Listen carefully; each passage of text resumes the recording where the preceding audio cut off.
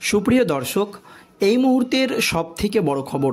দর্শক, আরজিকর কাণ্ডে মহিলা চিকিৎসকের মৃত্যুর ঘটনায় এবার সন্দীপ ঘোষকে নিয়ে কঠোর পদক্ষেপ বা কঠোর অবস্থান নিল কেন্দ্রীয় তদন্তকারী সংস্থার সিবিআই আধিকারিকরা।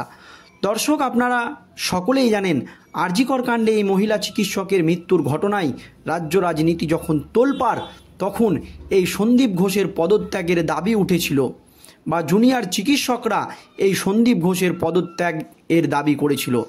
সন্দীপ ঘোষ পদত্যাগ করলেও বাংলার সরকার, এক কথায় রাজ্য সরকার, বলতে গেলে মুখ্যমন্ত্রী মমতা বন্দ্যোপাধ্যায়ের সরকার মাত্র 8 ঘন্টার মধ্যে তাকে আবারও অন্য একটি মেডিকেল কলেজে নিয়োগ করেন।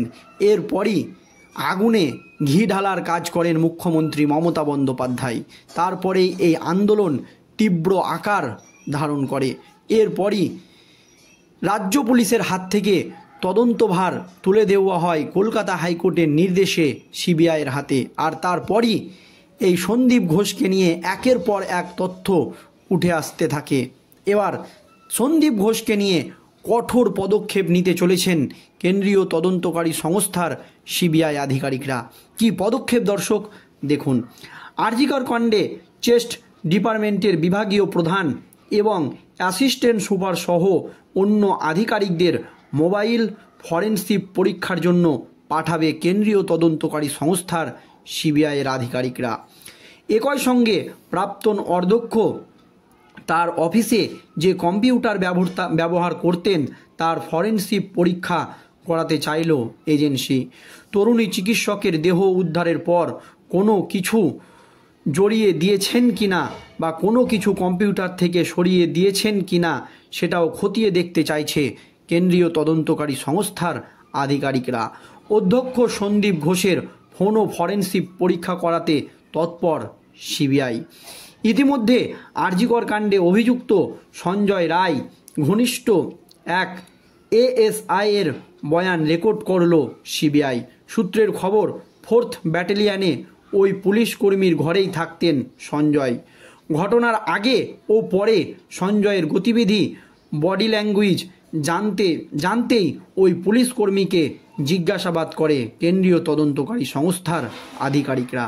কিভাবে একজন সিভিক হয়ে ব্যাটালিয়নের ব্যারাকে থাকার অনুমতি পেয়েছিলেন সঞ্জয়, খোঁজ নিচ্ছে সিবিআই।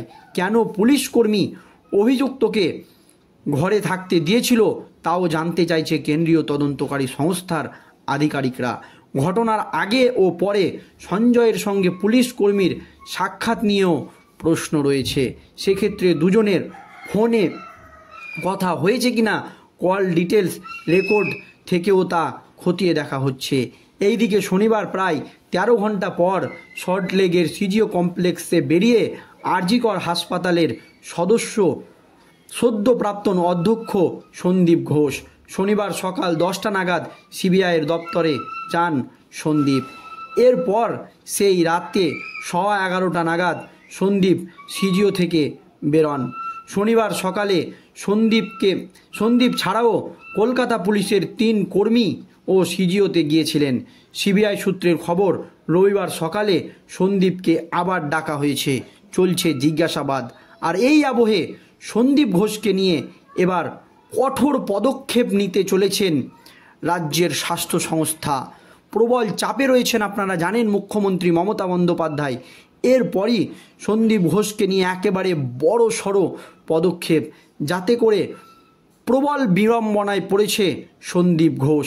এবার আরজিকর কাণ্ডে তোলপাড় গোটা রাজ্য রাজনীতি। আর এই ঘটনার তদন্তভার কিন্তু ইতিমধ্যেই চলে গিয়েছে সিবিআইয়ের হাতে। ঘটনায় জড়িত থাকার অভিযোগে বারবার তলব করা হচ্ছে প্রাক্তন অধ্যক্ষ সন্দীপ ঘোষকে।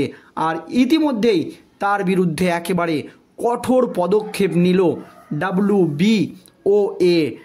WBOA, মানে সন্দীপ ঘোষের সদস্য পদ এবার বাতিল করে দিল WBOA। সন্দীপ ঘোষের সদস্য পদ বাতিল করল রাজ্য অর্থোপেডিক অ্যাসোসিয়েশন। নির্দোষ প্রমাণিত না হওয়া পর্যন্ত সন্দীপ ঘোষের সদস্য পদ বাতিল করা হলো, পরিষ্কার জানিয়ে দিল WBOA অর্থাৎ রাজ্য অর্থোপেডিক অ্যাসোসিয়েশন। রাজ্য অর্থোপেডিক অ্যাসোসিয়েশনের ব্যানার ব্যবহার করতে পারবেন না সন্দীপ ঘোষ। সাফ জানিয়ে দেওয়া হলো আরজি কর কাণ্ডে আপনার অবস্থান কি। চিঠি পাঠিয়ে 30 দিনের মধ্যে জানতে চাইল WBOH অর্থাৎ রাজ্য অর্থোপেডিক অ্যাসোসিয়েশন। মাত্র 30 দিনের মধ্যে তাকে রিপোর্ট তলব করলো তারা। অন্যদিকে আরজি কর কাণ্ডে তোলপাড়ের মধ্যেই বেআইনি জমায়েতে পুলিশের নিষেধাজ্ঞা জারি। আরজি কর সংলগ্ন এলাকায় মিটিং মিছিল ধর্নায় নিষেধাজ্ঞা জারি করা হলো। আরজি কর সংলগ্ন এলাকায় 5 জনের বেশি জমায়েত নয়। বেলগাছিয়া রোড, JK মিত্র রোড ক্রসিং, শ্যামবাজার, পাঁচমাথার মোড়, আরজি কর মেডিকেল সংলগ্ন এলাকায় মিটিং মিছিল নিষিদ্ধ। জমায়েতের নিষেধাজ্ঞার বিজ্ঞপ্তি জারি করে জানিয়ে দিল কলকাতা পুলিশ। আজ থেকে প্রায় 24 আগস্ট 7 দিনের জন্য বেআইনি জমায়েতের নিষেধাজ্ঞা করল কলকাতা পুলিশ। জানিয়ে ইতিমধ্যেই শুরু হয়ে গিয়েছে দর্শক রাজনৈতিক চাপান্তর। আর এই আবহে আরজি কর কাণ্ডে সন্দীপ ঘোষকে ফের সিবিআইয়ের তলব। 2 দিন প্রায় 23 ঘন্টা জিজ্ঞাসাবাদের পর রবিবার ফের তাকে তলব করা হয়েছে। অর্থাৎ আজ রবিবার সকাল 11টায় সন্দীপ ঘোষকে ফের তলব করা হয়েছে CGO কমপ্লেক্সে। খবর সিবিআই সূত্রের। শুক্রবার আরজি কর মেডিকেলের প্রাক্তন অধ্যক্ষকে 10 ঘন্টা জিজ্ঞাসাবাদ করে কেন্দ্রীয় তদন্তকারী সংস্থার আধিকারিকরা। শনিবারও আরজি কর মেডিকেলের প্রাক্তন অধ্যক্ষকে 13 ঘন্টা জিজ্ঞাসাবাদ করে কেন্দ্রীয় তদন্তকারী সংস্থার আধিকারিকরা। প্রথম থেকেই কিন্তু সন্দীপ ঘোষকে নিয়ে নানান রকম প্রশ্ন মানুষের মধ্যে কিন্তু চলছেই। আর এই আবহে ছাত্রছাত্রীদের তীব্র বিক্ষোভ এই সন্দীপ ঘোষকে নিয়ে। তাই তাকে কিন্তু ছেড়ে কথা বলছেন না কেন্দ্রীয় তদন্তকারী সংস্থার আধিকারিকরা। তিনি কোনো কিছু গোপন করছেন কিনা, তার কাছ থেকে কোনো গোপন সূত্র বেরিয়ে আসে কিনা, তার জন্য তাকে কিন্তু জেরা করেই চলেছে কেন্দ্রীয় তদন্তকারী সংস্থার আধিকারিকরা। আর এই আবহে একটি বড় খবর, আরজি কর কাণ্ডে জায়গায় জায়গায় প্রতিবাদ মিছিল। এদিন নাট্য ব্যক্তিত্বদের মিছিল করে পৌঁছে যেতে দেখা যায় আরজি কর হাসপাতালের সামনে। অন্যদিকে আরজি কর কাণ্ডে বিচার চেয়ে সিথি মোড় থেকে মিছিল হয়।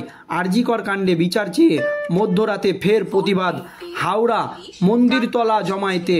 প্রত্যেকের মুখে একটাই কথা, বিচার চাই। আর এই আবহে সন্দীপ ঘোষকে নিয়ে একেবারে কঠোর পদক্ষেপ নিল রাজ্যের অর্থোপেডিক অ্যাসোসিয়েশন। পরিষ্কার জানিয়ে দেওয়া হলো তিনি নির্দোষ প্রমাণিত না হওয়া পর্যন্ত তার সদস্য পদ কিন্তু বাতিল। দর্শক এই নিয়ে আপনাদের মতামত অবশ্যই কমেন্টে জানাবেন। ধন্যবাদ।